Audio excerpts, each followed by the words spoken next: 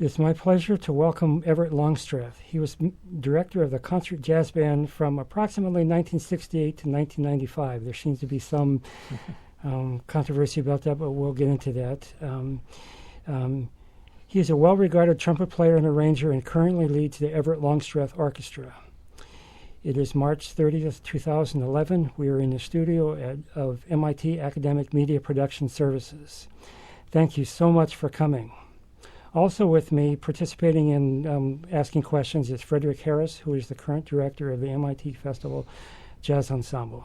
And thank you, Fred, for coming. So, Everett, tell me where you were born and what year? Born in Columbus, Ohio, in 1930. Wow. And tell me about your parents. Your father was Albert and your mother's name was Ruth. Is that Right. correct? Yep, exactly. So first tell me about your mother. Was she a musician? Both were musicians, Uh-huh. and my whole basic family was in show business. Early on, vaudeville. Mm-hmm. My grandfather, my grandmother, Oh, my. and my mother, when she was growing up, all were in vaudeville. And when we were kids, my folks had a radio show in the morning on one of the local stations. Do you remember the station name? No, I forget what it was. BNS, maybe? Oh, yeah, right, WBNS. There's Yeah, Columbus. Yeah. That was a long time ago. Yeah. Yeah, they did it every morning. I think it was like a 6 o'clock a.m. show. Uh-huh. So what kind of stuff did they do on the show? It just was like probably what they call variety show. Mm-hmm. A lot of talk and play and skits, things like that. So your mother, she was a singer? Mother sang.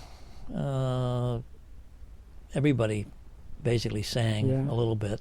You know, so, but yeah, it was just typical vaudeville thing. Right. You know, play, tell stories, you know, talk, whatever. And your mom probably played piano as well? No, she didn't. No. My mother actually played bass. Oh, interesting. Yeah. Wow. Yeah, so Wow. my father had a band and a dance hall, like a ballroom out in West Jefferson, Ohio. Wow. I'll ask more about that in a little bit. Yeah, okay. So how long did this radio show go? It went several years. I don't know exactly. But because they were up and out so early, we always had a lady that stayed with us. I see. With the kids. Yeah. So didn't get left home alone.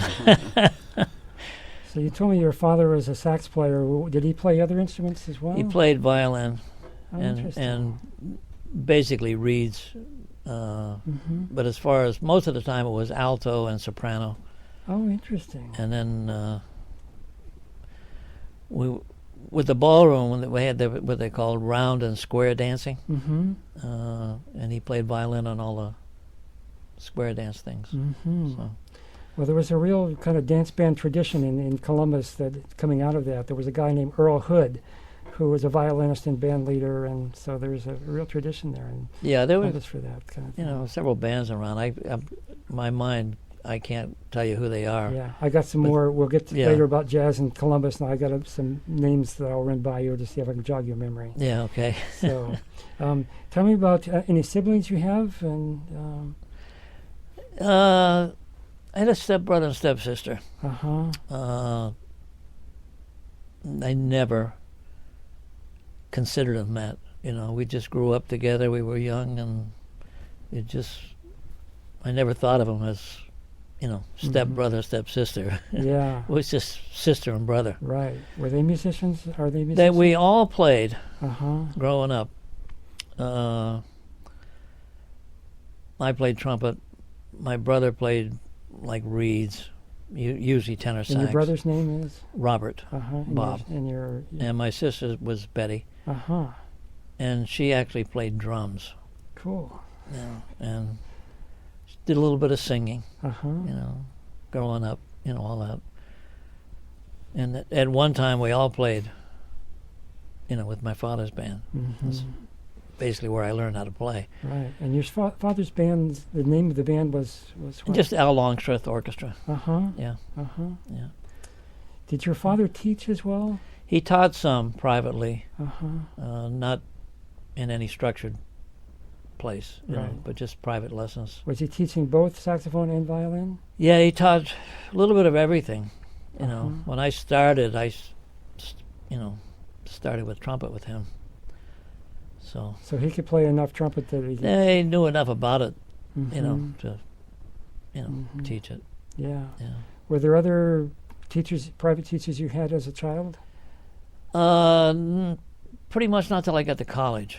Mm-hmm. And when I got up here, At Berkeley. Berkeley, I had a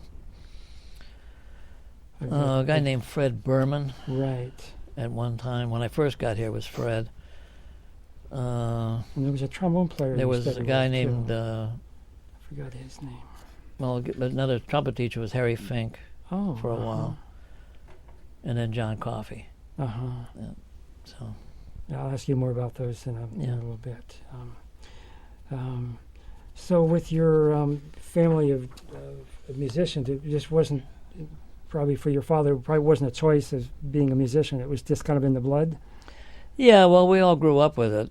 Yeah. My sister and brother didn't stay with it. Uh-huh. I'm the only one that actually Mhm. ended up staying with it. Mhm. But when we first,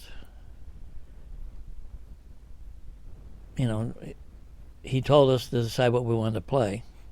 Because we always, as kids, we were always around the dance hall, listening and, we're always exposed to it. But he said, think about it. He says, because once you pick something, you're not changing. Wow. So, whatever you pick, that's what Uh-huh. you were going to do. It Wow. wasn't going to be, I want to try this for a week and that for a week. Mhm. It definitely wasn't the way he was. Wow. So how did you come to choose the trumpet? I don't know. I just, I guess the one that, I liked the best, although it was not a great choice. Why do you say that? No, it's just a hard instrument. Yeah. Keep in shape is ridiculous. Yeah. Yeah. People's, I say I got to practice, and they say, "What? You're practice? You still practice?" He says, "Yeah, you better believe it." Yeah, really. So, yeah.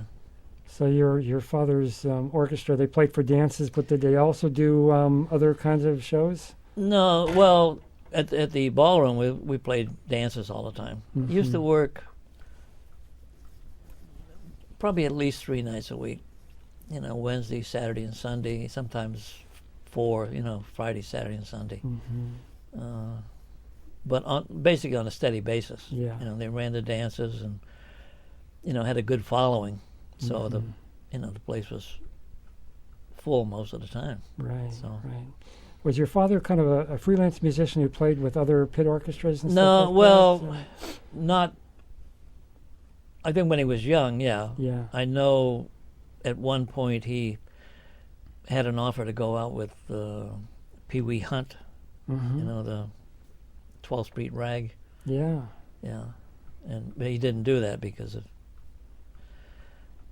family stuff. Mhm. But he didn't play. Mostly he worked for himself, Mhm. and he didn't play with other local bands. Mhm. Did you ever play for silent films? No, I don't think so. Uh-huh. Yeah. Uh-huh. Mhm. Yeah. There were some saxophone players who were active in Columbus in the 30s, 40s, and 50s. I want to see if any of these names ring a bell. Rusty Bryant. I know the name. Uh-huh. Yeah.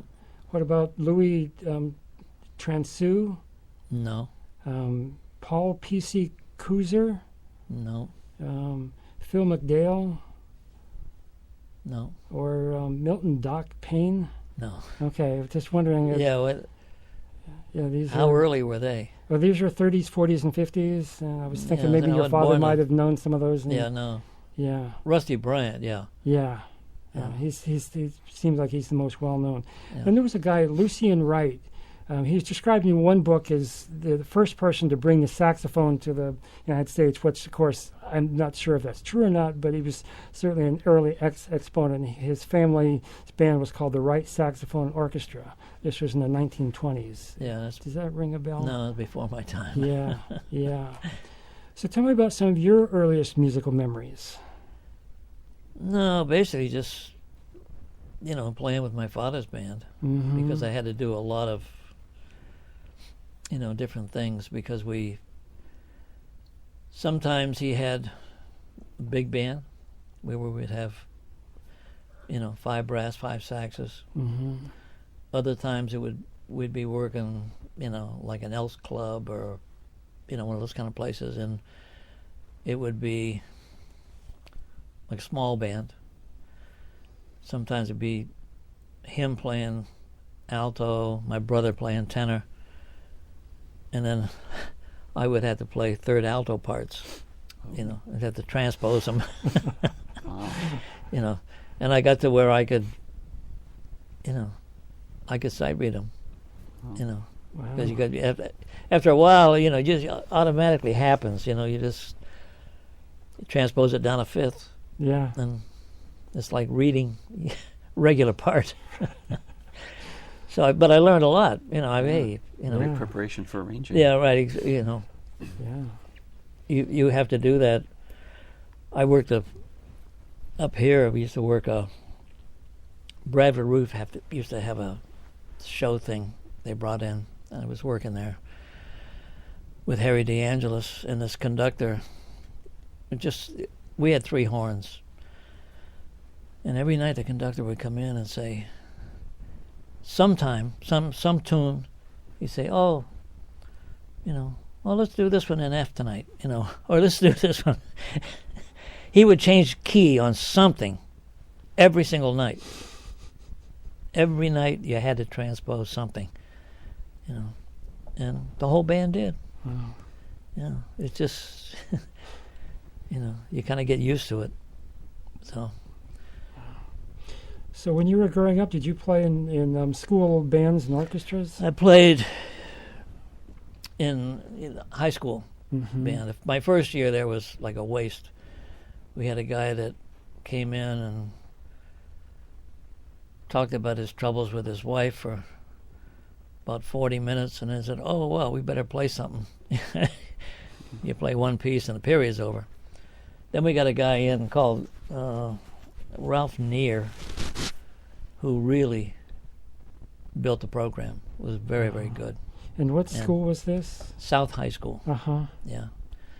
And he did a good job. We ended up having a pretty good band. And I had like a dance band within that thing.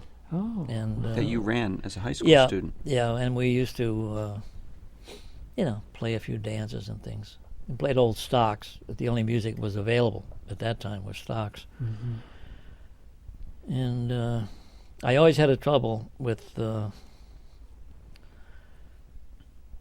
Mr. Neer, because he always kept telling me I had to play in the marching band. For the football games and stuff, which were all on Friday night. I says, I can't do that because I work every Friday night. He says, well, you have to do it or you can't be in the band and so on and so forth. And we used to go through that all the time. And I said, well, I just can't do it.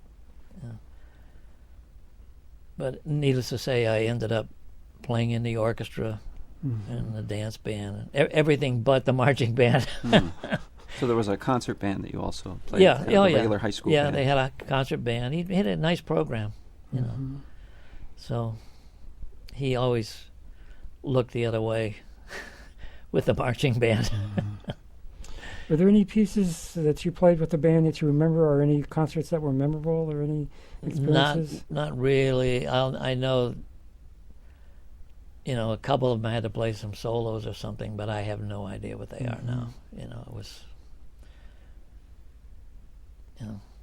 my memory's not great for those things. Right. You said you also played in the orchestra? Yeah. Yeah. And what kind of stuff did they do? They were like, light classical, typical school things, things that weren't too hard, but. So growing up, did you listen to the radio much and hear music there that kind of influenced you? Not a lot. There wasn't a lot going on from that standpoint. We had a few records and things that I listened to, and I listened to the Washington, D.C. band. The disc jockey, what was his name? I can't think of his name right now. Bill Potts was on the band. It's Washington, D.C. Willis Conover. Oh, yes. Yeah. Right. We had an album of that band with, I guess, the Swope brothers, the trombone players, a lot of good players. And then Bill had done the album, the Porgy and Bess album, that's kind of become a classic. So Bill Potts. Yeah. Yeah, and I actually met him years later down in Washington because they used to do clinics down there, and he was there. So, So it sounds like you were able to go to clubs and dance halls as a child when sometimes some of those places, kids wouldn't normally be able to go because your father. Well, what we did mostly. As a family, my father took us to concerts and things. We used to be a place called Memorial Hall that brought people in, and we saw everybody from Spike Jones, who came in, to Fritz Chrysler. At the time, really, top, classical violin player. So they're all kind of different things. Bands used to come into a place called the Deschler Wallach Hotel, and they had a room where they brought bands in. And that was the first time I saw Maynard. Maynard Ferguson. He was 18, just came in from Canada, to join. It was a Jimmy Dorsey band, and they featured him on Rhapsody in Blue at the time. That was But they brought other bands in, and we generally went to see the bands. There was a skating rink on the east side that they used, a big skating rink, and they had dances. Tommy Dorsey band came in, Gene Krupa band. We always, got to see those things. Ellington and Basie too, or? I saw Ellington, I forget where. I think at an Air Force base someplace. That was later. Basie I didn't see. There was a place down in Cincinnati called Coney Island. They brought bands in. Saw Stan Kenton down there. My brother and I went down. And then several places. Buckeye Lake, which is east of... Right. They had a dance hall there. Yeah. Yeah, and they used to bring bands in. We used to go out there all the time. Saw like Ray Anthony and, all the bands at the time. Right. So, didn't go to many clubs. I did tell you, I think the other day, there was a black club down in the South End. Right. And they saw Nancy Wilson down there when she was, very young. Probably my age, or close to it anyway. That's the first time I saw her. But she was like local. Yeah. So I have some other names of some Columbus area jazz musicians. This guy Harry Sweets Edison. He was a trumpet player who played with Count Basie later on. Yeah, I know. I know who he is, but I didn't even know he's from Columbus. To tell you the truth. What about somebody named Bobby Alston, a trumpet player? No. And I mentioned earlier Earl Hood, the Earl Hood Orchestra. Yeah. There was a keyboard player named Jimmy Carter. No. A trombonist, Dippy Dyer. No. Had about an organist, Eddie Beard. No. Or Eddie Nix, a drummer. No. No. Hank Marr. I think you said you knew the organist, Hank Marr. No, I don't think so. Oh, I thought you... Yeah. Okay. And then there's some names of some groups. A group called the Keynotes of Rhythm Band. No. Or the Percy Lowry Orchestra. Yeah. No, I left. I don't know. These were people early on. Yeah. Yeah, because I left when I was 21. I went into service when I was 21. Yeah, these were like 40s and 50s. And so how about one more name of a group? The Raleigh Randolph Sultans of Swing? No. I just wanted to say that. Yeah, right. Yeah. Yeah. So there was a band that played up a place called the Valley Dale. I can't think of the name of the band. Yeah, but they were popular. That was a ballroom. Yeah. Yeah, and that went for a long time. How about the Macon Hotel? It was famous for its jam sessions. The Macon Hotel? Yeah, M-A-C-O-N. No, I don't even remember that. Yeah, it mentioned that it was famous for jam sessions. There was a place called the Palace Theater. Yeah, the Palace. Yeah. Yeah, or how about the Ogden Theater? No. Yeah.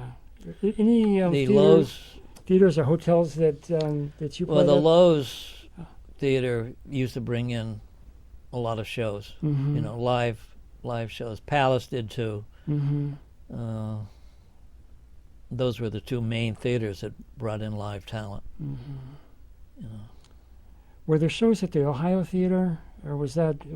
Yeah, the Ohio Theater brought in shows. I saw. Can't think of the guy's name, but Debbie Reynolds, and who was she dancing? Eddie Fisher? No. Dancing guy. Very, very good, very popular. Can't think of his name. Mm-hmm. He was in the movie with her. Yeah. So there's an area in Columbus called the Near East Side that back in the 40s and 50s it was very much a black neighborhood, and it was a real haven of jazz. Did you ever go down there for jam sessions or? No. No. Yeah, it sounded like in the 50s that Columbus was fairly segregated. And were there much opportunities for jazz musicians to intermingle that way? And well, when I saw Nancy, I mean that was a black club, and I had to be in my teens. So. And I think because it was music, nobody, musicians have always been kind of, open about those things. Yeah. You come to hear music, hey, good. Yeah. But, in those years, there wasn't a lot of mixing. That's what we were talking about earlier there with the Basie band and Duke's band. The guy stayed for 30 years because they, where are you going to work if you don't work with, or Lionel Hampton is another one. But, you kind of had to stay with those things if you wanted to play. Right. So, you spent some time in the U.S. Army in the 1st Armored Division, right? Yes. Is that correct? And there was a band called the Old Ironsides Band. Is that that's what I was reading up, and they called the band that played with the 1st Division Old Ironsides. Is that a name that came later? I had never even heard the name before. Okay, maybe that's a later thing. We were unique in that 1st Armored Division band was a Jeep band. We played in Jeeps. Wow. I never had to march. We had basically 3 guys to a Jeep. The driver, and then somebody here, and then 2 guys in the back. And the Jeeps were lined up, depending on streets, but either 4 or 6 Jeeps across. And then however many deep we had to go. I forget how many guys were in the band. But that's where we did parades, the Jeep band. And it was good except if you got a bad driver, because the guy lets the clutch out too fast. You're jerking like this all the time. Sure. So it needed pretty good drivers. I know one time we were way down in Texas. I forget the name of the town now. terrible with names, but Lampasas, I think, whatever. But it was a long drive. We did the parade, and you're driving home like at night, and the kid driving was falling asleep. So I ended up driving home because he just couldn't stay awake at all. But we did parades all over Texas that way. Wow. It was great. I don't remember the name Ironsides though at all. So that might be a later thing after your Could tour be. there. So when you joined the band, were you planning to be a musician, or did they find out you played and had you play? No. Every opportunity I got, when I got drafted, but every opportunity I got, I kept saying, I want to be in the band. Mm-hmm. Were there auditions, or was it more kind of open at the time? The audition was, I was the last guy to get into the band. I was like the last quota, last guy. I had 6 weeks of basic training. Hadn't touched a horn in 6 weeks. The master sergeant was a clarinet player. So I go in for an audition, and he puts a clarinet book in front of me. I said, so I can't play that because it, was way too high. He said, no, just play a little bit. So I did, which was terrible because I didn't have any chops and thing was out of range totally. I got in. Wow. He said, I want to see if you can read, and that was it. So, but when 6 weeks and he gives me the clarinet book, I thought, oh, wow, I'll never make this one. Yeah. So while you were there in the service, you organized a dance band. It was called the Dance Masters? Yeah, a friend of mine, a guy named Joe Solomon, and I, there were different bands within the Army band. There was actually a society band, like what they called a tenor band, 3 tenors and, trumpet and trombone, which was very good. Then we had the bigger band we called the Dance Masters. And we used to play this, the Officers Club, the NCO Club, and the Service Club. Used to do dances. Mm-hmm. So, yeah, and, that was good. So was it kind of big band dance music that you were doing, or was there something? Yeah, it was the same thing in those days. It was basically all stocks, what you buy, out of the store. Mm-hmm. A couple of the guys in the band did some writing, and in fact, that's, for me, that was the best thing that happened. I've always been interested in writing, but could never had any structured study. And every book I ever bought, all they do is show you examples, and if you can figure out what they did, good. But if you don't have any background, you can't figure it out. And the amazing part is, I still see those books. A friend of mine came across the Glenn Miller book, and he sent me a copy, and it's the same thing.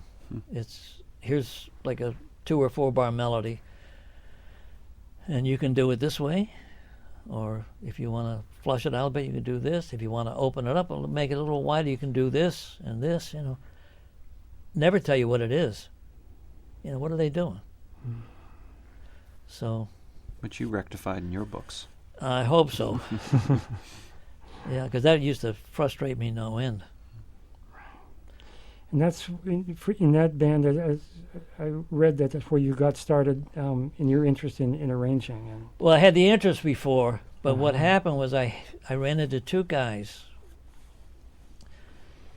that were from up here, this area, who had gone to Berkeley. One was from Springfield, Vermont, a guy named Jack Carter,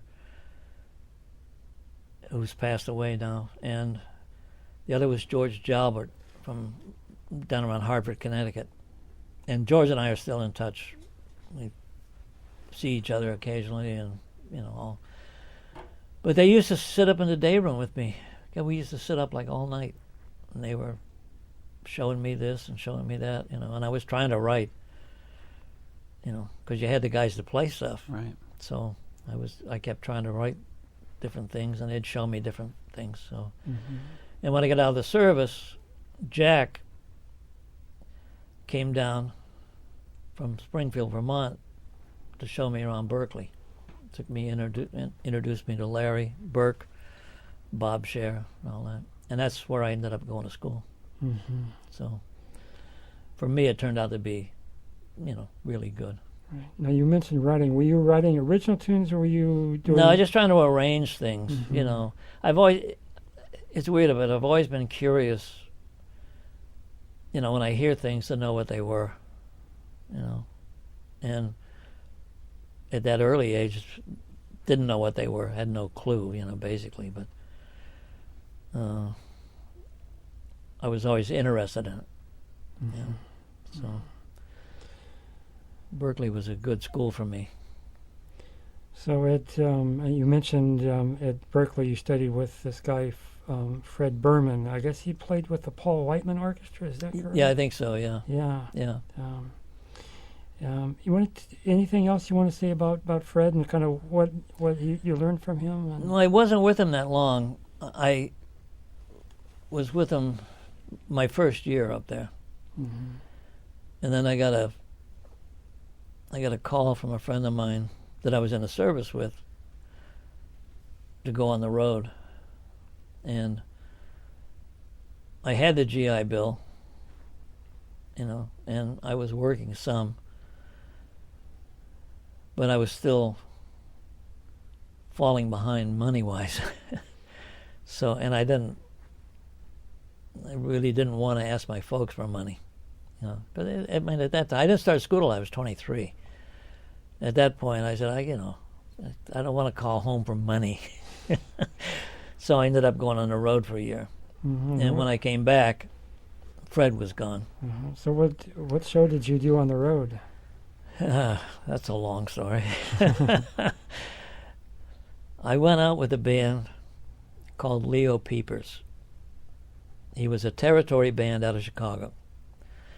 And it's a mix, but it's kind of like a Lawrence Welk band. That style band. And I get a really good lesson out of that one because I had never even heard that kind of music before. And when I got in the band, I was supposed to be a lead trumpet player. There wasn't one single thing that was marked in the book, long or short. Not just notes. Nothing to tell you what style was. And I didn't know the style anyway. And you're the lead trumpet? The first night was disastrous. I mean, disastrous. And after the job, Leo and Norm Butler, the lead alto player who hired me, were sitting at the table, and Leo says, gee, he says, Norm told me you could play. And I said, Leo, I can. I said, but I just, don't know the style, but it was a lesson. Never take anything you don't know what you're getting into. And I've told that to other people. But anyway, we had a night off. Norm took the book. We came up to the hotel room, went through the whole book, and from then on we were okay. I stayed a year on that band. And I also wrote for the band at the time.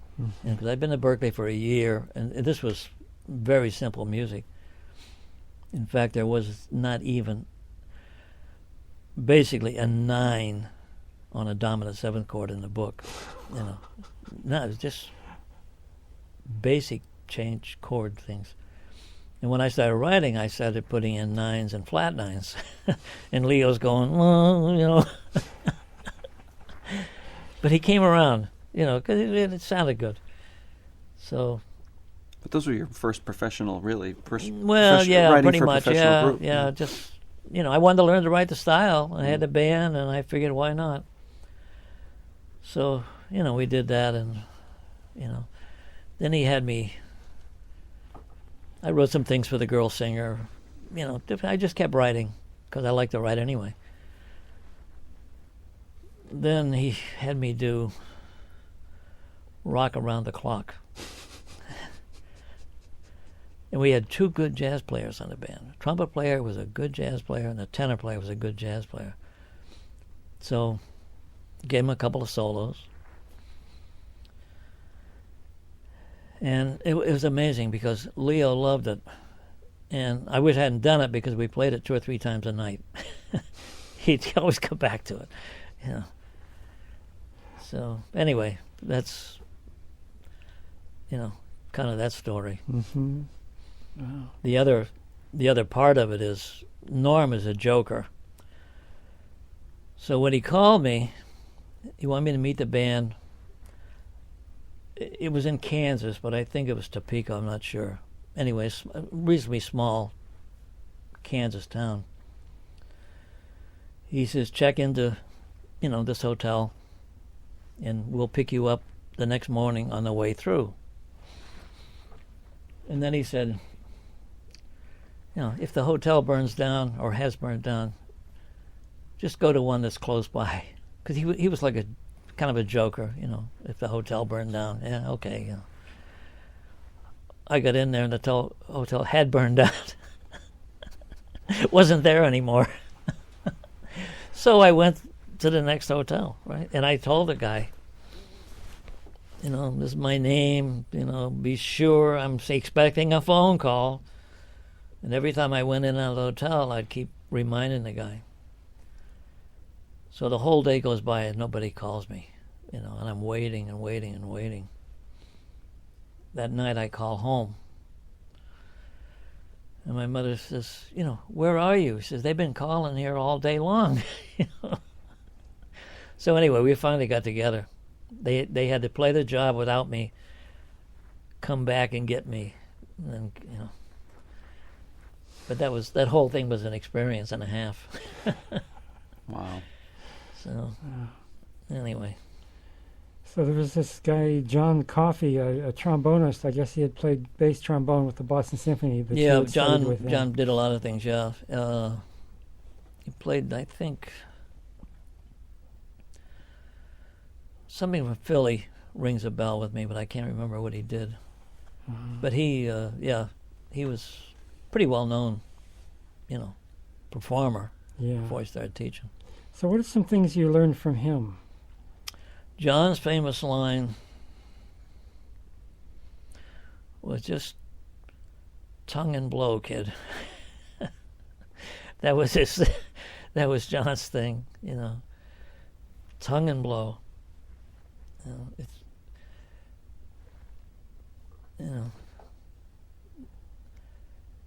That's pretty much what I can tell you about John. Right. So you're working on just other real than that, Basics. Yeah. But other than that, he drank a lot. So, yeah. And then when you were at Berkeley, you also studied with Herb Pomeroy, right? Not trumpet. I studied arranging. Herb and I came back at the same time. I was on Leo's band in '54, came back to Berkeley in '55, and Herb came back at the same time. He was either on Kenton's band or Lionel Hampton. I think it was Kenton at that time. Mm-hmm. And when I got back in school, they had me study with Herb privately, as a private teacher. And I played in his ensembles and all those things. With Herb, he used to, he'd go in for a lesson and we'd be talking, and he would say, "Oh, well, you know that," right? And I say, "Herb, wait, I says, maybe I do and maybe I don't, let's go through it, 'cause I always had to do that with him, because he just, because I'd been out playing and, I'd done some writing. He's, "Oh, you know that. And you're the same age, too. Pretty much. Yeah. Yeah. But at that point, he had a lot more experience than I did, especially from a writing standpoint. Yeah. So at the time, what were some things that you really learned from him that made a difference for you? The one thing, was like when he started the band. And he asked myself and Bill Berry, who you know who Bill is. I don't know. You don't know Bill. Yeah. Bill is a trumpet player. He's from Cincinnati originally. But he went to L.A. He played on the Merv Griffin show when they were in New York, and then he moved to L.A. when they moved out there. And he also ended up playing with Duke. That was his ambition, to play with Duke. Mm-hmm. And he made that, But we were both students together. We went to school, same years, same classes, all those things. And Herb asked us both to play with the band. And playing with that band definitely is probably the best thing that ever happened to me, because if I guess you haven't, but playing with Herb, he got the most out of everybody I ever saw, man. Every band he ever had, we used to do clinics together in Indiana and Illinois. And he just managed to, he could teach kind of like without teaching. If you listen to what he said, you just really learned how to play. Mm-hmm. Are there some specific examples of things you remember learning that made a difference for you? No, just from a playing standpoint, and at that level, and we could play. We were all decent players at the time. But it was always the little things that count, that clean up things. Like you talk about separations and just I've known him with his band, which was a really good band. I've known him to pull a chart out just to talk about, I want this eighth note longer. Literally, he did that one day at rehearsal. Pull this out, okay, this eighth note I want to be longer. The only thing he fixed in the whole chart, was that. But it was, attention to detail, just basically how to play. Mm-hmm. Yeah. And the band had, excellent time. We played one night, Jimmy Zatanna was late, the drummer, playing the stables. And we played without him. It was just John Neves on bass and Muzzy on piano, playing a chart called Why Not, which I just actually redid about a week ago. It wasn't bright. That kind of thing. Man, I was never so impressed with anything in my life when we played that. That thing absolutely romped from beginning to end, and no drummer. And the time was impeccable. That has always impressed me with that band. So. When you were at Berkeley, was Joseph Schillinger's theory still taught? The first year I was there, yeah.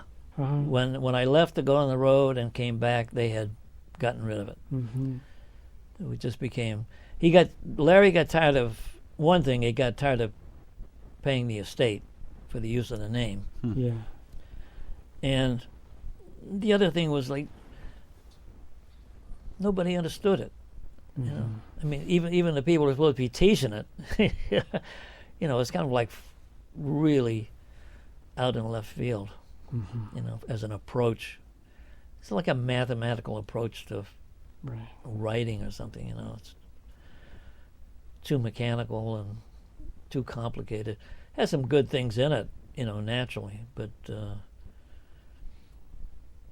one thing I always remember is geometric inversion, where you can take the melody that you're writing and turn it upside down, and you can write it backwards, and and it creates another melody, supposedly, But all those things, I don't think it's practical, So I have here that you graduated from Berkeley in 1957. Is that right? Yes. Yeah. And then soon after that, you joined the Woody Herman Band. Is that correct? Yeah. How did that come about? Again, playing with Herb's band, all the bands that came to town, the Storyville used to be right across the street from Stables at the Copley Hotel, not the Copley Plaza, but the Copley Hotel. And every time they'd get a break, they would run over to hear the band, and they brought different bands, and Basie was in, Woody was in, and the lead trumpet player, John Coppola, with Woody, had been on Kenton's band with Herb. So they were good friends, and I met John through Herb. And at the time, they had a trumpet player on the band who was really a juicer. I mean, they were riding in cars, and he would get out of it and actually take a car and disappear for a week or two with one of the band cars. So they finally were going to get rid of him. And at the time, they were working several places around town. And they asked me to sub. John asked me to sub up at Old Orchard Beach one night. And sub on lead. Huh? Sub on lead? No. But it ended up that way. But I was supposed to take Bill's. Bill, I didn't want his chair because he had the high note chair. Go out in front of the band and play the high notes. And I didn't want to do that. But the night I subbed, John kept giving me lead parts all night long. And I said, John, come on, I just want to play with the band and have a good time and relax. He said, no. So I want Woody to hear you. And, so anyway, they decided to make a change, and they offered me, the chair. But as it turned out, it was the high note chair, which I got stuck with. So anyway, I subbed someplace else again, and they offered me the job. And at the time, the pay was $150. And the manager's the one that talked to me, not Woody or anybody. It was the manager, and he was offering me $150. And I said, I'd love to go. I said, but I can't do it for that, because I make more money in town, without travel anyway. He went over to talk to Woody. Was sitting at we were in a bar someplace after the job, and I heard Woody say, pay him. So they offered me $175, and I took it. Wow. Yeah. So that would have been $175 like per service or something? No, a week. per week. A week. Oh. Yeah. Oh. Well, at those days it wasn't bad. That was You talk about the Leo Peepers band. The pay on that band was $85 a week. I saved money. Those days, a meal was $1.50. Yeah. Hotels were $3, and we only checked in every other night because they had what they called a day sheet. You could check in anytime from 6 in the morning. So we would, if we checked in a hotel, we'd play the job,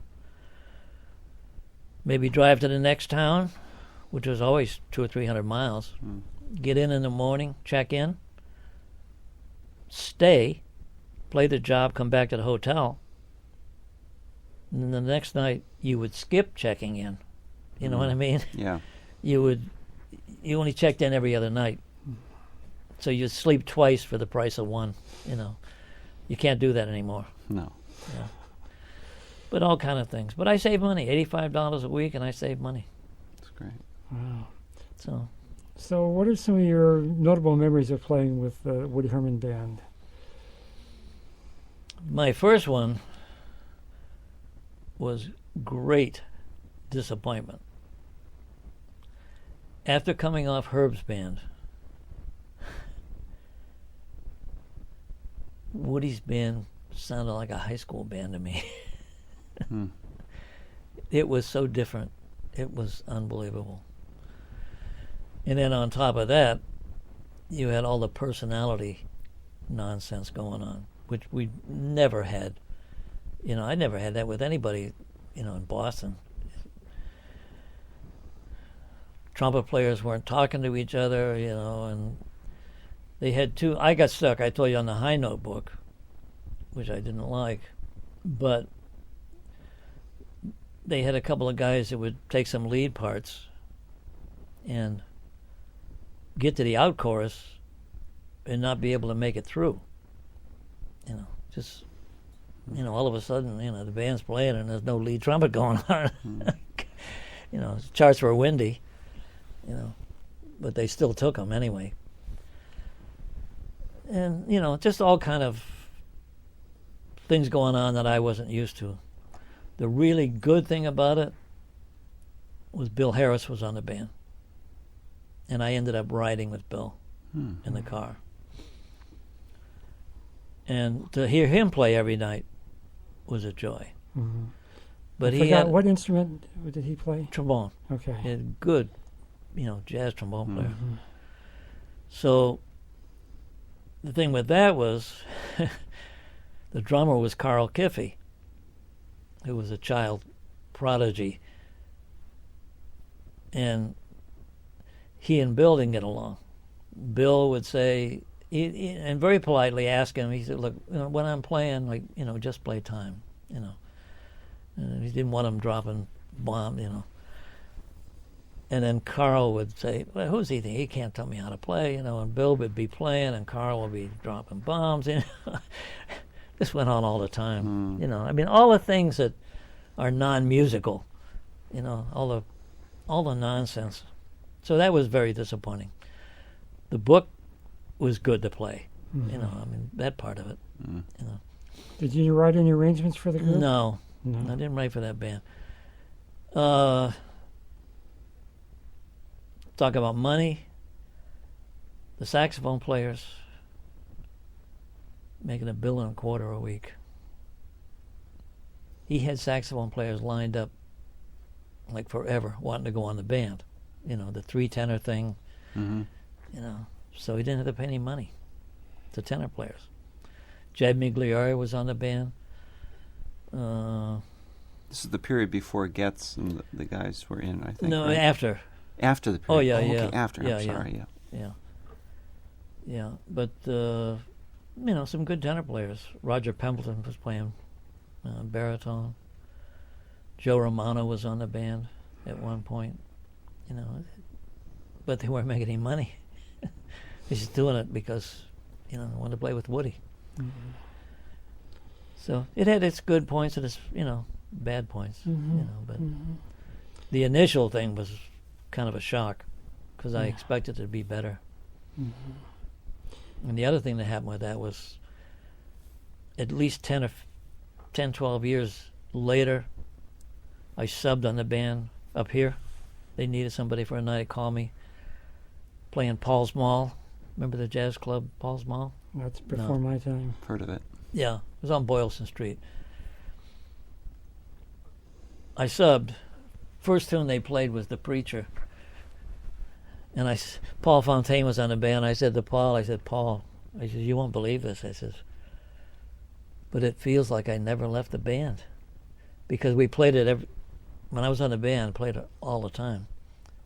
And then to play the first tune as a sub, it really felt like I hadn't left the band. So after that, we played some other things I hadn't seen before. Right. So, hey, all right. But that was a weird feeling that night. Yeah. One last question about the Woody Herman Band. Igor Stravinsky wrote this piece called the Ebony Concerto for the Woody Herman Band. Did that, after the initial performance, was that in the band's repertoire? No, I never played it. Uh-huh. Yeah. Did people talk about it at all, or was it? I don't remember anybody Mm-hmm. even requesting it or anything. Mm-hmm. Yeah. I just wondered if there were any stories about that or anything. Yeah, no. No, I know he recorded it, but Yeah.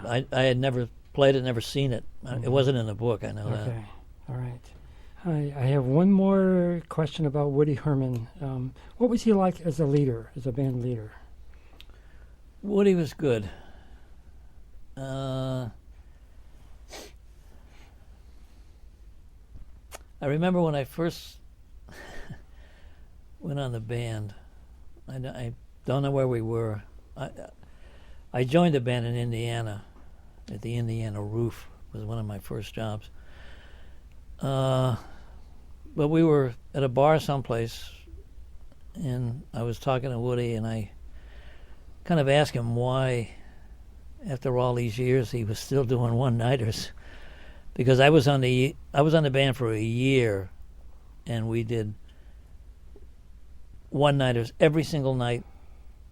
And the only time I had a night off was to travel 1,000 miles. If we were on a long trip, we'd have the night off. Other than that, we worked every night. And he said, I like it. So, why he wanted to stay doing it that long, but he did it long after I left the band. Mm-hmm. So he really liked what he was doing. And he was a good leader. The only time he was the least bit bad, and it was very rare, was if he, juiced a little bit too much.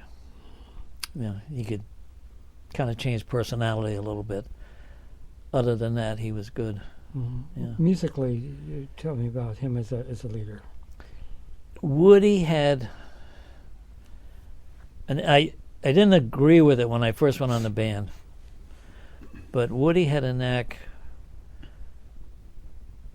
We very rarely had a rehearsal. The only time we had close to a rehearsal was new charts came in. He had a knack of taking a chart and changing it. We'd play it down. Number one, we'd play it down. If he didn't like it, pass it in. It was no give it a chance or anything. No, if he didn't like it, pass it in. If we were going to do it, he would switch it around. He would say, okay, play the intro in letter A, and then jump to D, and then go back to B, and he would kind of change the form of the chart. And almost invariably, it was better.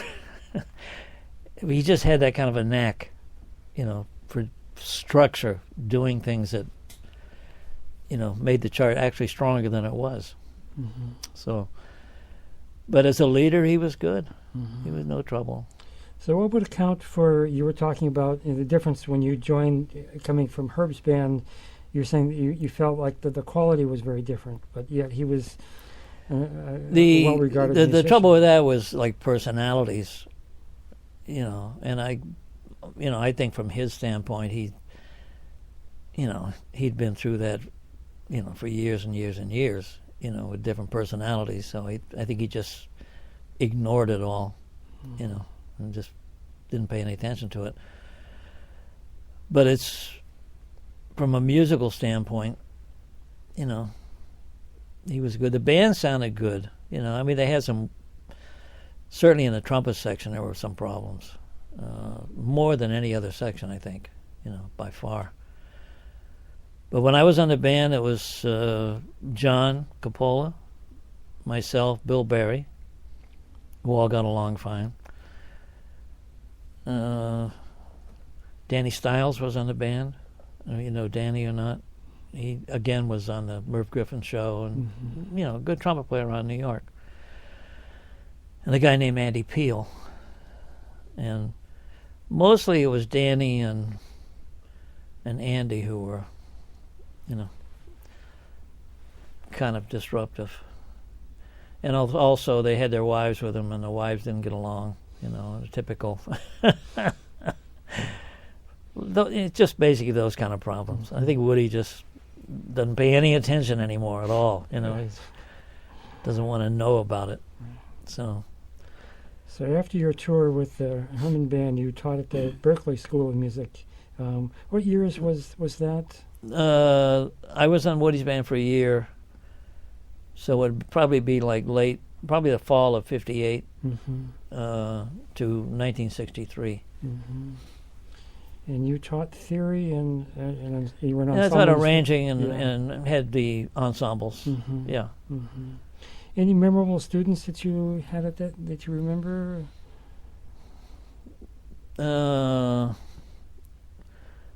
At some point, I had Gary Burton.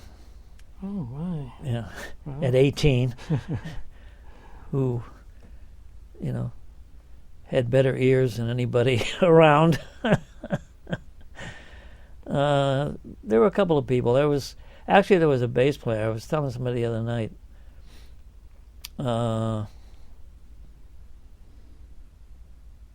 That came in one day. He wasn't a good student. And he came in one day and says, "I'm leaving school." Says, I'm going to New York. And just having him as a student, I thought to myself, oh, Jesus, here's another kid that, is going to get down to New York and get eaten alive, because he was really not a good student. And he did. He left, went down. Next time I saw him, he came into Monticello playing bass for Tony Bennett. But he didn't belong in school because he wasn't interested in writing. He wasn't, and that's what Berkeley is pretty much a writing school. So he went down. He did the right thing. He quit school, didn't belong there, went down, got himself a good teacher, learned how to play, and he's one of the best bass players in New York. So, but you never know about people as far as, you got to find out what you really want to do, and then do it. And I've said for years, everybody doesn't belong in college. I think there's an awful lot of money wasted there for people that don't know what they want to do yet. So, I don't know. I'm trying to think of names again, and I can't. But I've had an awful lot of people that are professional, working, even around town here. I've got people that play with me that I had in school, that have done very well. So when you were back at Berkeley, then you were playing with Herb Pomeroy's band again? Yeah, I got back on the band again. I didn't think I would, but I somehow got back on the band again. Yeah. Mm-hmm. And who were some of the other bands you were playing with at the time? Local? Yeah.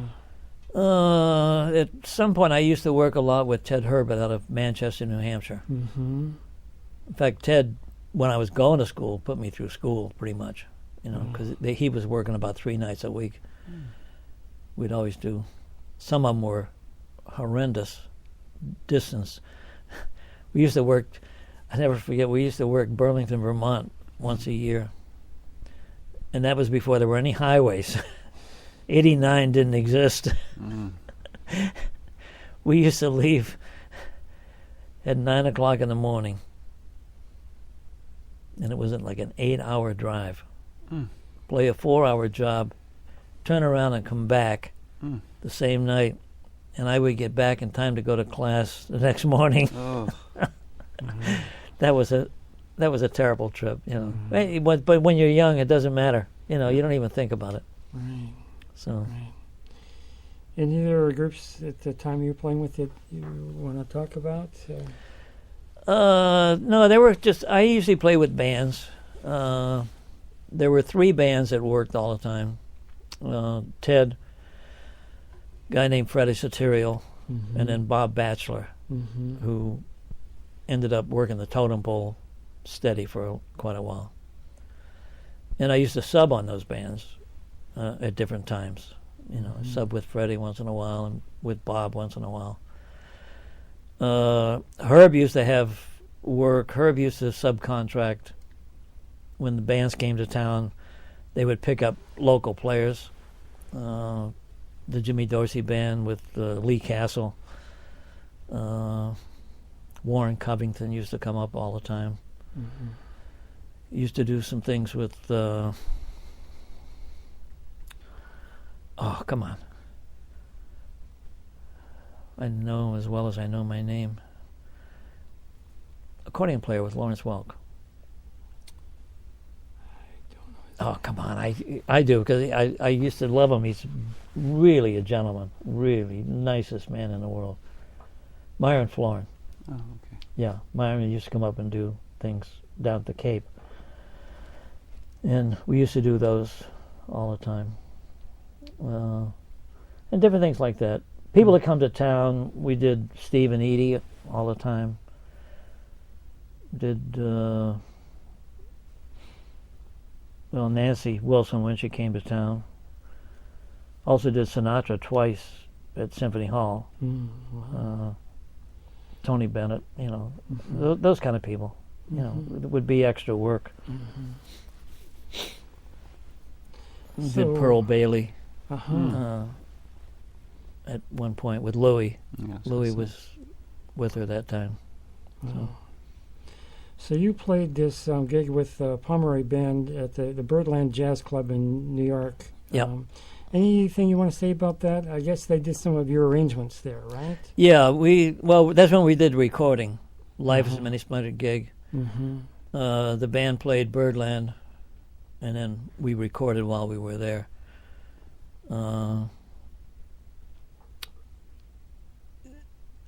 Not so much about Birdland. It was a typical club as far as clubs go, but we did do the recording there for Roulette, and that that is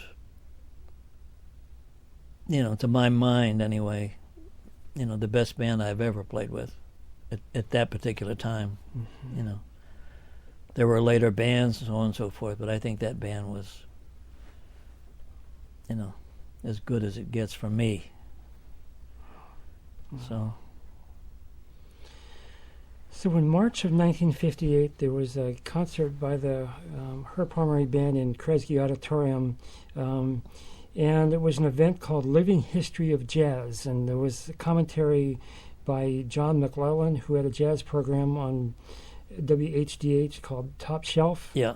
Do you remember that gig and kind of what that was about? I'm not sure I remember the gig itself, but we did that history of jazz thing, different places, sometimes in schools, and as a concert type thing. I don't know who put it together, whether John did. Well, it's a combination of John and Herb probably, but there was somebody else, a guy named Irving Swartz, who used to be in education a lot, and he was into history type things. I know we did a lot of concerts through him at schools. I'm not sure that was the same thing or not, or a different history program or not. Right. And then there was something on Channel 2 called the Jazz Educational Series. Was that related at all, or was that a different thing? That was different, I think. And did you play were you involved with that thing? I did. Well, I did I can't remember, dates or anything. I also did it with a couple of other bands. One other band was Joe McDonald's band. He had a band. We did a couple of things with him. We did some concerts in the Boston Garden. Not the Boston Garden, Boston Common. They had some programs down there. I played with Joe. They had Jimmy Rushing in one year, I know. We played Jimmy, which was great. Talk about being enthusiastic. Oh my God. He was something else. Yeah. So you had done a tour with the Sammy Donahue, Tommy Dorsey Orchestra from '63 to '66, and then you came to Boston Conservatory. How did you get the teaching job there? A friend of mine was, I think he was dean at the time. He did become president, but he... And who was this? Well, George was George and I taught at Berkeley together. George, what's his last George name? Brambilla. Uh-huh. We taught at Berkeley together. Pretty close. In fact, we ended up teaching all of arranging for the first 2 years. You know, two full years of arranging. Mm-hmm. And we got along really well, and we had the same views on everything as far as teaching and what we were teaching. And it worked out really well because somebody could have me one semester and then get George the next, and it would be a continuation.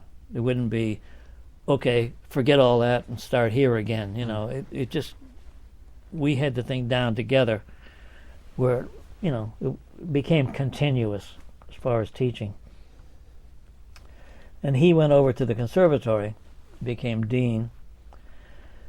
And I was back in town one time, and he asked me, you know, to teach arranging because he wanted to start a program at the conservatory. And I just said, George, you know, I'd love to, but I would, you know, I don't want to quit the band yet because we were just going overseas a lot, and I wanted to do that. And he said, no, that's fine. He says, I'll do it till you get back. You know, whenever you want to come back, you know, you got a job. So Mm-hmm. I didn't have to worry about when I quit the band what I was going to do. You know, I was going to be teaching. But the funny part about the band, I had been teaching at Berkeley in '63. And a show came in, Broadway show came in, with a week of rehearsal. The week of rehearsal was the first week of school at Berkeley. You know, start of a semester was in September. And, you know, I went to Larry. Usually they say, fine, you know, if you're working, they want you to work. For some reason, he just said, oh, no, it's the first week of school, you know. And I said, you know, Larry, I have to do this because if I don't take it, somebody else will and I'm out, you know. Because once you don't take a show, they'll get somebody and they won't call you again. Because the next show comes in, they'll just say to the guy, you want to do the next one? And, you know, so anyway, we went back and forth. I offered makeup classes. I said, look, I can make them up during the semester, no problem. Because you do that all the time. You know, you have to take a day off or something, you make up the class. No, everything was no. And then I offered, you know, subs. You know, I said, I'll get, you know, so-and-so to take the week for me, the class. You know, so. No, everything was no. And the weird part is, I offered everybody I could think of except one guy who was just fired this semester before, Dick Wright, who was a great writer. So anyway, I offered everybody but Dick. It finally came down to it. Larry said, make up your mind. You know, he says, you do one or the other. And I said, okay. I said, I'm going to take the theater because I don't want to quit playing. I want to play, you know. So he said, okay. So number one, they hired Dick Wright back. And I had offered everybody but him because I figured they're not going to take Dick. And the show canceled. So I'm out of work totally. And now it's funny. Then it wasn't so funny. But when I look back on it, I just, geez, it's really ridiculous. Anyway, that's when I went on the Dorsey Band. They were up at Blindstrup's. I went out to see some people I know, and they were going to Europe. And I said, a couple of guys, I said, oh, Jesus, you know, I'd love to go to Europe. Nobody's going to quit before Europe, right? A couple of weeks later, I got a call from Sam. He says, I hear you might be interested in going out. I said, yeah. He says, I got a trumpet player I'm not happy with. He says, if you'll if you'll commit to it, he says, we'll do it. I said, fine. That's how it. But I expected to quit after 3 months. Figured I'd go to Europe, come back. I didn't want to go on the road again. I stayed 3 years because every time I turned around, we were going someplace. Came back from Europe, went to Puerto Rico for 2 weeks. Then they're going to Japan. Come back from Japan, we're going to South America. Come back from South America, we're going to Japan again. It just, and we're doing good work. Did all the TV shows, did Ed Sullivan, Johnny Carson, Mike Douglas, all the TV shows, all extra money every time. Did recordings in between. So, anyway, that's that thing. But being out of a job wasn't pleasant at the time. And then you came and you were at Boston Conservatory, and Fred Harris was a student of yours at some point. So, what courses did he take from you? He took arranging, and he played in the band. Any comments about him as a student that you remember? He's terrible. Yeah. No, Fred was always good. He's, like he is now, conscientious. Takes care of business. Yeah. And that's, in this business, that's priority. So, yeah. So tell me about how you got hired at MIT by Herb Pomeroy. When Herb started the program, they contacted him, and he told me when they first contacted him, he wasn't really sure he wanted to do it, and I think part of it was probably because of the level that he thought he was going to get. Part-time players, not mainly music students, so. But just in general, he wasn't sure he wanted to do it one way or the other. But he ended up doing it. And what happened was they only had one band, and he had to turn so many people down. He auditioned everybody, and then just, took the best players, which is what you always do. And he had so many left over that were good players, but if they didn't get in the band, they weren't available, a year later or 2 years later when he needed somebody. They weren't there, So he was turning so many people away, he decided to start, like a feeder band. So that when somebody did leave, he would have people to choose from that had been playing, and still interested in it. Right. So he just kept it going. And, basically the reason he hired me or recommended me or whatever,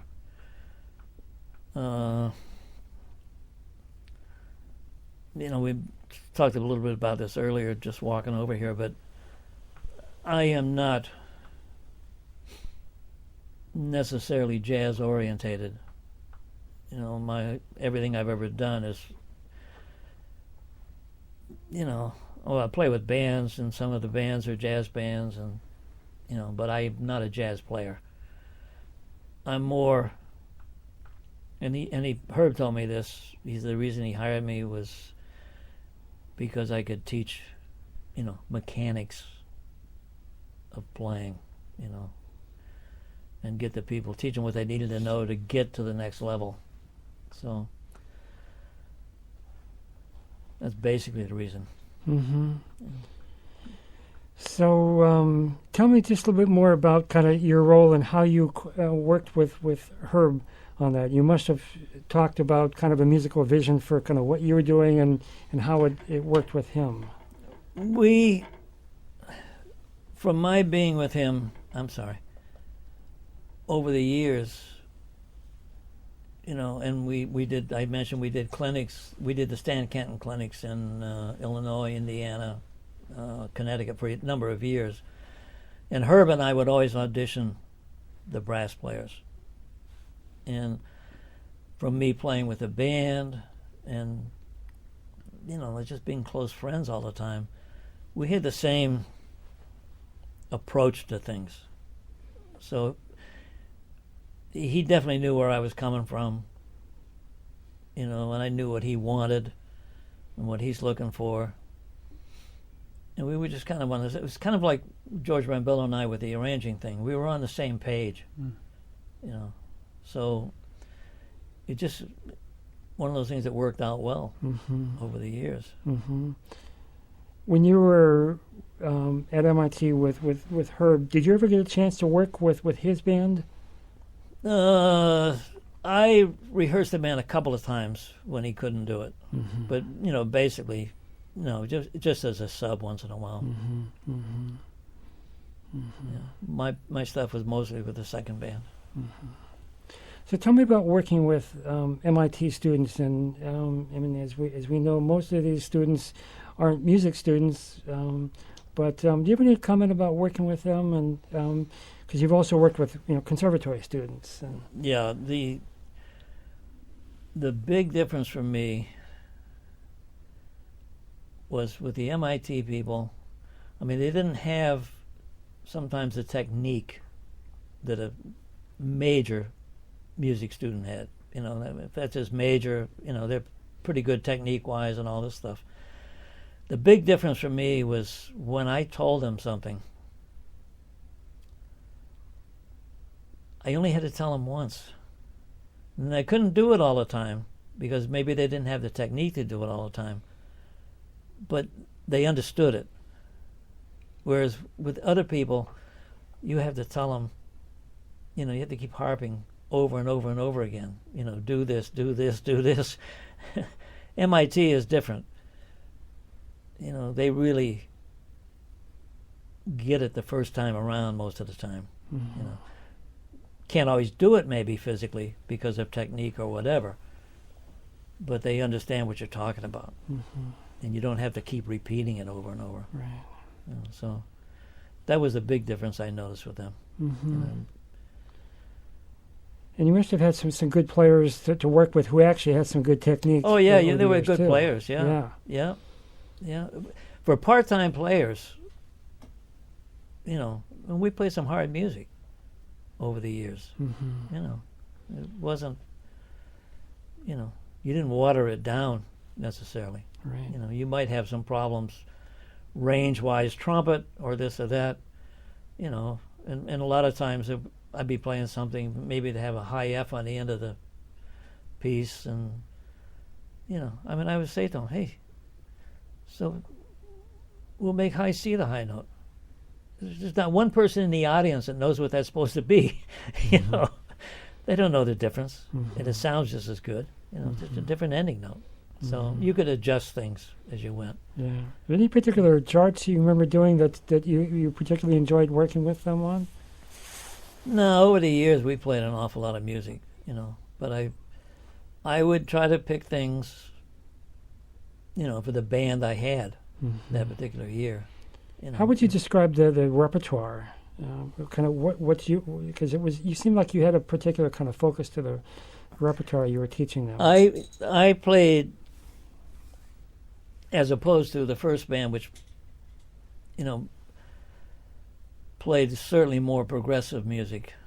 I played more middle of the road things that I could teach them how to play things. It wasn't, when I say straight ahead or middle of the road, it's pretty straight up and down music. It's not busy music, although some of the things are notey when you get into them, but they were things that you could teach people collectively how to play. When you play some of the busy things, there's so many lines going on, you can't talk about collectively. You can't say, okay, this should be short, that could be long, and separate here and all those things. So I basically tried to do things that I could teach how to play in a band. You seem to have an affinity for certain kind of blues charts. Was that just something I'm misreading or something? But it's Yeah, a lot of the jazz material is blues. I mean, I just wondered if that was blues particular- changes. No, just I think I played a variety of things. Played some, a lot of Bill Holman things with a lot of lines in them and things. Right. He really wrote a lot of unison things. I Any- tried any- to play different people. Yeah, any bebop charts? Over the years, no, Mm-hmm. not very many. No, I can't even think of any right now with that band. Did any of the students do any arrangements for the group? Had a couple of people write. I'm trying to.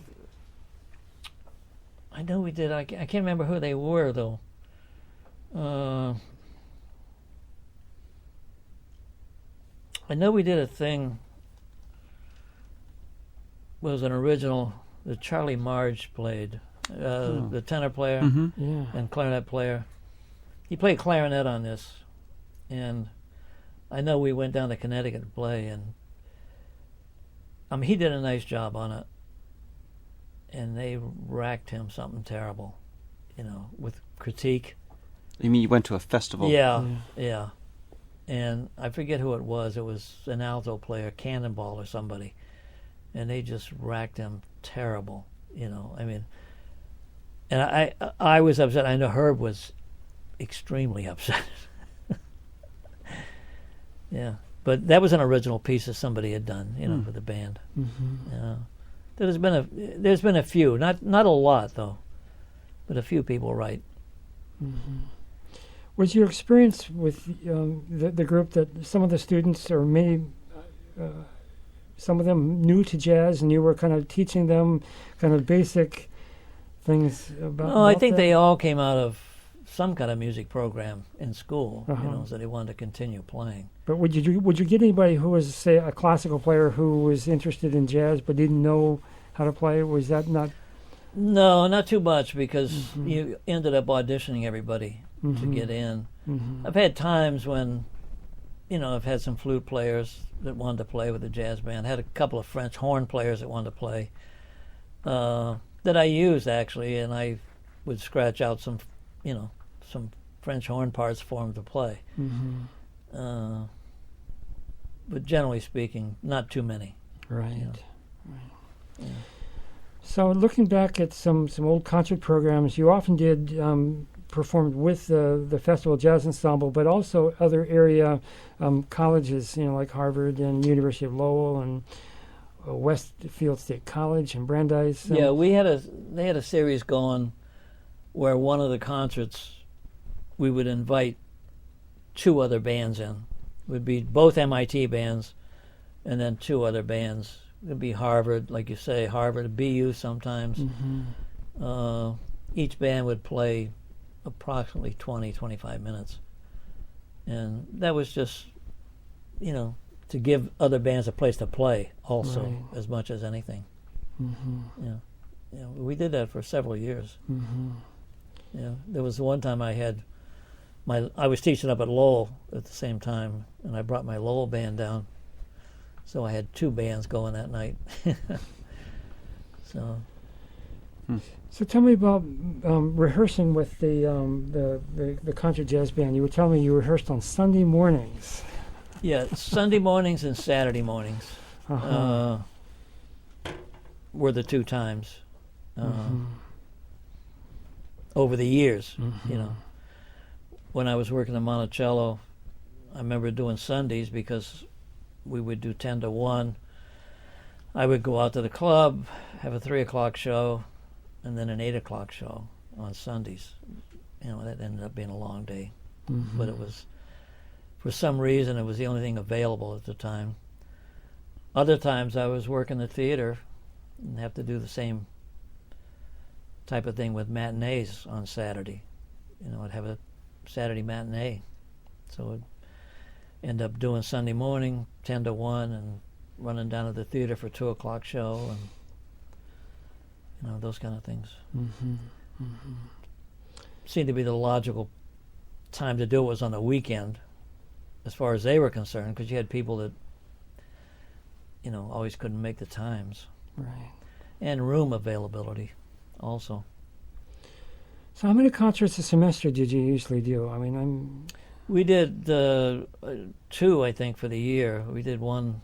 We would do one in December or something, and then one in spring. Right, that's what I'm finding with back programs. I just wondered if I was missing anything. Yeah, we did 2, I think, as far as over the years go. Yeah. So after Herb Pomeroy left MIT, the band was taken over by Jamshid Sharifi, who had been a former MIT student, class of '83.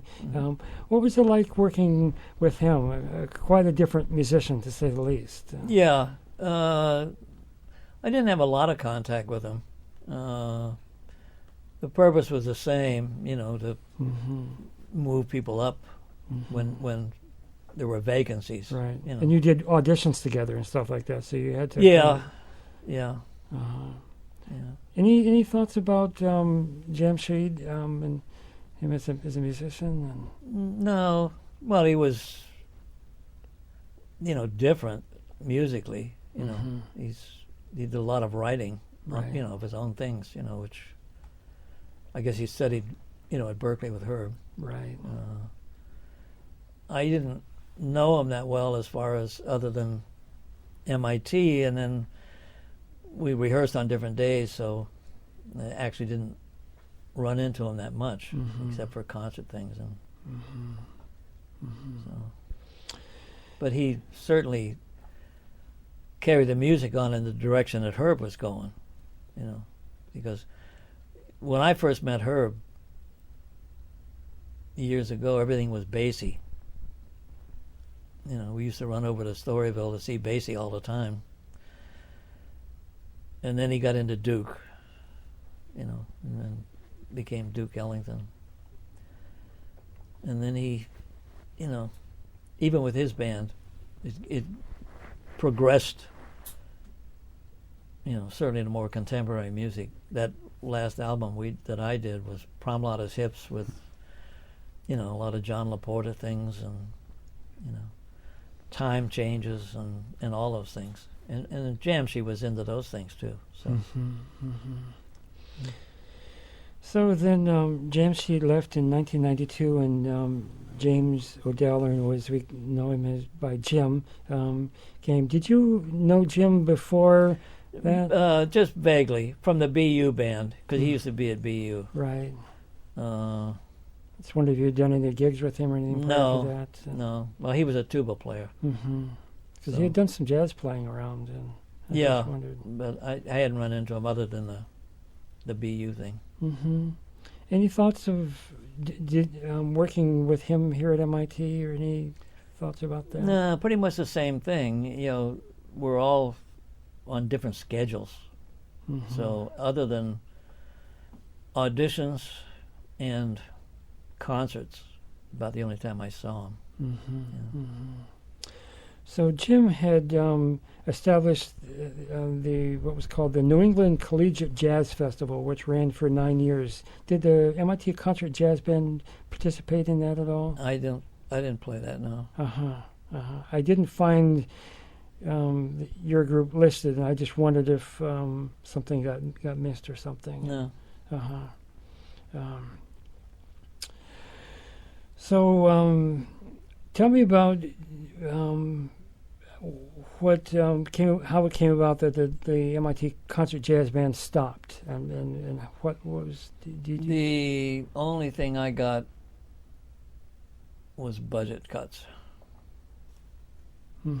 They went through, supposedly, I don't know, but it was a time when everybody was cutting back, all the schools and everything, and they decided to not have the second band. And it was not because of lack of interest as far as number of students? No, I don't think so. Yeah. So the last concert that I find that you had done was May 12th, 1995. Does that sound right? It could. I tell you, I'm terrible with dates. I have no idea. Yeah. because looking at the concert program for the fall of '95, then it was just a festival jazz ensemble. Yeah, okay. That's wondered. probably right. Yeah, yeah. Any other thoughts about working at MIT and with students and just the experience of being here? And I always found, for the most part, everything to be, as far as MIT goes, very professional. When I used to come in, and I can't remember his name, there used to be a custodian, that would set up, come in and get the room ready. And I mean, he was absolutely great. Anything, you never had to look for it. They had the piano out and unlocked, and, everything was done professionally. It was like no chasing anybody to find keys and this and that. He'd have the band room unlocked and, all those things, and the students have always been good. I've had a couple of people over the years, that they would have overlapping things, like in the morning, guy come in late, I had baseball, or I had one guy, I had Frisbee. I couldn't come, I was late for here because I had Frisbee, some whatever, I don't know what he's doing. But I used to tell him, I said, look, I need you here for rehearsal. I said, now all you have to do is make up your mind which you want to do most. And I said, whatever that is, that's fine with me. I don't want to press you in anything. Whatever you want to do. I said, but you can only do so much. You can't do everything. So outside of a few things like that, where, a kid, he wants to do this, he wants to do this, he wants to do something else. Hey, if they all meet at the same time, you can't. So, but outside of that, and that wasn't really a problem in that, I'm mad at somebody or something. It's just make up your mind. Mm-hmm. That's life. Right. You can't do everything. Right. Mm-hmm. There was a jazz clarinet player at MIT who was professor of English, Roy Lamson. Did you ever play with him? I know the name. He was a well-regarded jazz clarinet player. Is it clarinet player? Yeah, definitely. Yeah, okay. People say that he knew all the tunes in the book, the standard. Yeah. I wondered if you had... No, I know the name. I have heard the name. I don't know him. Yeah. What about a piano and vibraphone player, Warren Rosenau? No. So you've worked with Professor Samuel J. Kaiser, a jazz trombonist who's a professor emeritus, in the linguistics department here. Tell me about working with Jay. He played with you in the concert jazz band for a number of years, and how that came about. Yeah, when I first came over, Jay came in and wanted to play with the band. And at the time, I told him, I said, look, if I have enough trombone players, student-wise, I can't do it because I can't take a faculty member over a student. It's for the students to begin with, So I said, but if I don't have enough trombone players and I need somebody, I'd be glad to have you come in and play. And as it turned out, I did need somebody, so I had him come in to play. And I ended up thinking and believing that it was a good thing that he was there, because I think it was good for the students to have somebody, from faculty who's down to earth, and sit and play, and he wasn't, he wasn't much better than they were at the time, because he hadn't played in a long time. So he came in, and the reading is not great, so he's not coming in as a great trombone player that's going to show everybody up and everything. So, but anyway, I kept him all those years, just because I thought, number one, it was good for him. He was very interested in it. And we've been friends for years. But I think it was good for the kids to have somebody, like that. So what was it like seeing Jay really blossom as a musician, partly under your tutelage? Well, he always asks me questions. And he still does. It's good. I've always told Jay the truth. He asked me some questions that are pretty, straightforward. You got to give him an answer. One was, if I practice an hour a day, can I be a good player? And I said, no. I said, you'll get better. You do an hour a day, you're going to get better. Are you going to be, Irby Green or Carl Fontana or somebody? No, not at an hour a day. So I've always given him a direct answer when even if it's like kind of bad news. Yeah, and I think he appreciates that, So, but he's done well, and he still practices every day.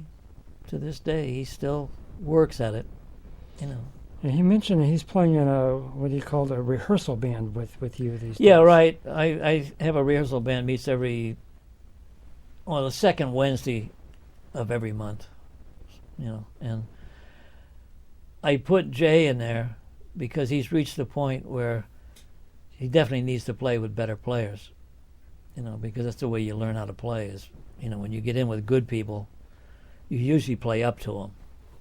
When you play with bad people, you usually play down to them. They just yank you down if you don't look out.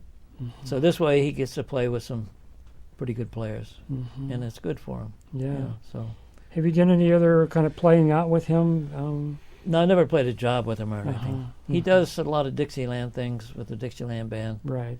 He plays with Mark. Right, the Aardvark Jazz yeah, Orchestra. Yeah. Yeah.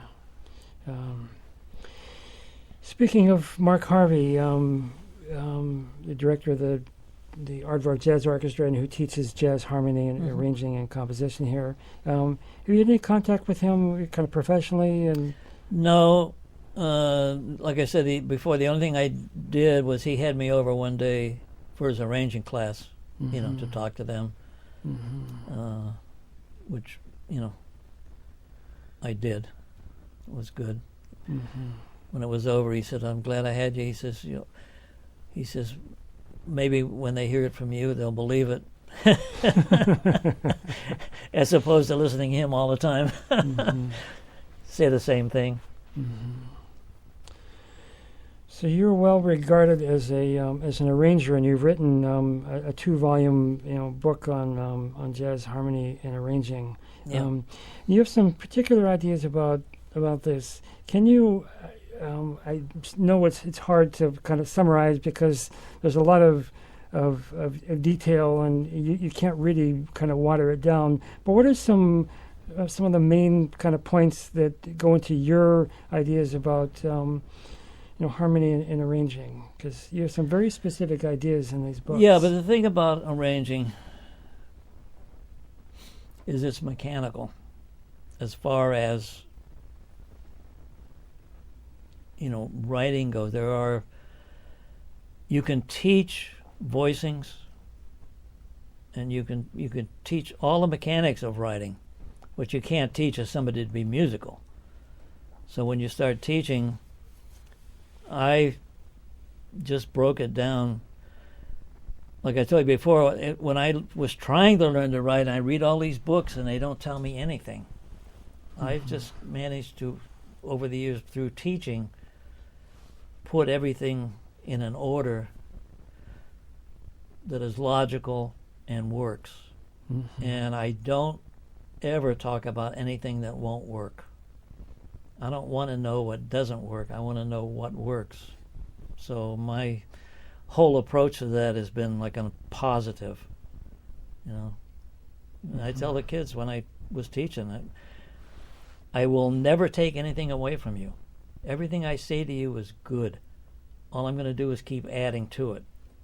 I'm never going to say, okay, you can forget that now. We're not going to use that anymore. So it just, But you can teach mechanical voicings. They are mechanical. Mm-hmm. You can do other things as you grow. You want to experiment and this and that. Trouble with music is there's nothing that you can say is wrong. If somebody wants to take their arm and hit it on the piano like this and say, hey, that's what I want to hear, it's right. Mm-hmm. That's what they want to hear. That's it. Doesn't matter what it is. Mm-hmm. But as far as basic writing, you want to write for bands or whatever, certain things they do. Right. Classical music, same thing. Right. Everything is classical music is styles. You want to write like Beethoven, you got to write. You got to do what he did, harmony-wise, and line-wise and all that. Want to write Mozart, it's a style. Notes don't change. Right. Same notes, just different harmonies at different times. Right. It's like the Leo Peepers band. I told you, the whole book didn't have a 9 in it until you got to the last note of the last tune. Lift you out of the chair, literally. When the first time I played that, I thought, "Oh my God!" Sounded wrong. The only 9 in the whole book.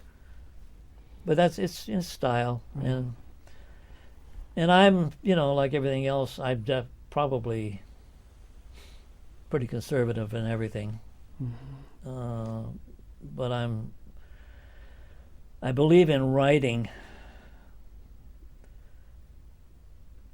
at least from my standpoint. I'm never writing for myself. I'm always writing for somebody else. If I'm going to write a chart for a band, got to be what they want. Mm-hmm. They can't tell me, note for note what they want, but it's got to be a style of some kind. Right. Are you taking into consideration certain individual players and stuff like that? Only if you're writing for a band, you know who it is. Mm-hmm. Yeah, I write for Her's band. I knew all the players. Mm-hmm. So you know. You don't have the limitations. Mm-hmm. A lot of times, I wrote for a girl singer. Several, but for one for years, and she traveled around the country. And I wrote from 1 to 9 horns. You keep adding. The hard way to write, and not good for the players, but in the end, it sounds okay. Mm-hmm. Sometimes she would have a trio. Sometimes she'd have 1 horn. Sometimes she'd have 2. Once in a great while, she'd have a band. Well, she could use the same charts because, but you also have to write because you don't know who the players are going to be. Mm-hmm. And she would get guys that couldn't read. Piano player couldn't read, just played, or bass player, or horn player, whatever. So you never know what you're going to get. So you have to write, number one, that you assume anybody that can play it. You can't write off the wall and expect some guy in a club someplace to play it, because they're not going to. Right. So you have to write for a purpose all the time. So in your books on arranging, you're not mentioning particular styles, but was there a kind of an implied style that you were kind of teaching the students? No, it's just pretty much what is normally used in basic writing. And you're thinking, Anybody. You're thinking kind of big band. Big band. Yeah, you're Yeah. teaching big band writing. Yeah, Mm-hmm. Mm-hmm. yeah. The small. When I wrote the books, the second book is 300 pages, and I had to stop. And I didn't get the small band writing. I didn't get the vocal writing. I didn't get the string writing. I didn't get to any of that. And the book is still like, 300 pages. So I just stopped at big band writing. Mm-hmm. So, Mm-hmm. but there's all kinds of, things you can do. But the basics are the same. You have to know. you have to know chord progression for one thing. Right. Because if you write the wrong change, it's going to sound wrong no matter what. Mm-hmm. You can voice it any way you want, but it won't work. Right. So, Right. yeah. So it looks like we're running out of time here. Yeah. 5? Yeah. Be good Oh, we to got end. 5. Yeah. Just end with that. Sure. So on March 4th, 2011, just a few weeks back, you were guest director of the Festival Jazz Ensemble. Fred invited you back. Yes. Do you want to talk about that experience? And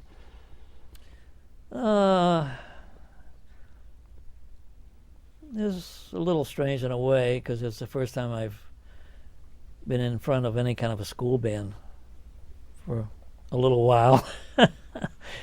So it's kind of like going back, from what I used to do. so how did it feel but like working with MIT students now? And Yeah, well, the kids did a great job. Fred had, run some of the stuff down before I, got there. So I didn't have to do too much rehearsing at all. Just, let them play and then talk about a couple of things here and there. But they did a real good job, and it was enjoyable, with the concert and all. That's yeah. the level of student is still, still pretty good as far as players go. Yeah. So tell me about what you're currently up to these days. You have a group. I do tribute to Benny Goodman and Peggy Lee that I've been doing. I used to do Benny Goodman for a number of years. Did a lot of summer concerts and did a lot of work actually with that. And then we added the Peggy Lee thing. Girl named Amanda Carr is a singer. She does a really nice job on that. But we put the program together. She came over and we, decided what tunes to do and all that. Then I had to naturally write the whole thing. So that was a project and a half. But it works really well. People love it. We travel. In '08, we did a live. We did a thing for a company called Live on Stage, and we traveled around the country. We were in Texas and Ohio, Indiana, Illinois, East Coast, Maryland, and New Jersey, and all those places. But we did a whole tour. And then we ended up in California was the last trip we made. But we've been doing that, which has been going very well. Do it locally. In fact, we're doing it May 8th at the Regent Theater in Arlington, doing a concert over there. And I got another date in Pennsylvania. These are isolated. They're kind of hard because you spend 3 days to work 2 hours. So, and then a date up in Vermont. So Vermont. they're spread out, but that's what I do now. So, and I don't care that there's not quite that much work because I'm traveled all my life. So I still like it, because it's enjoyable. But it gets a little bit harder, from year to year. And do a few things locally, when somebody calls. Don Pendleton has a Hal McIntyre book, and he does some things in the summertime, and I play with him, when he does those things. So just, local things, whatever comes up. And still writing, mostly for myself. I'm in the finale now, so. That's the computer program, yeah. Yeah, I didn't want to get into it, but it's weird. I have a lot of ex-students that I'm still in touch with, and this guy is in upstate New York now, but he insisted I get into, and he's into computers, so he's he said, "Oh, I got stuff in the basement. I'm gonna put it together for you and ship it up to you." And that's kind of how I got started. Wow. And then I have friends around that when I need help, I can call. But I'm actually doing well now. That's So great. I didn't think I would learn that at this age, but You did it. yeah, I did it. Yeah. Surprised a couple of people, I'll tell you. I bet. So I think we're gonna end here, and I want to thank you very, very much. This My is pleasure. just tremendous to have you My here. pleasure. This is just fantastic.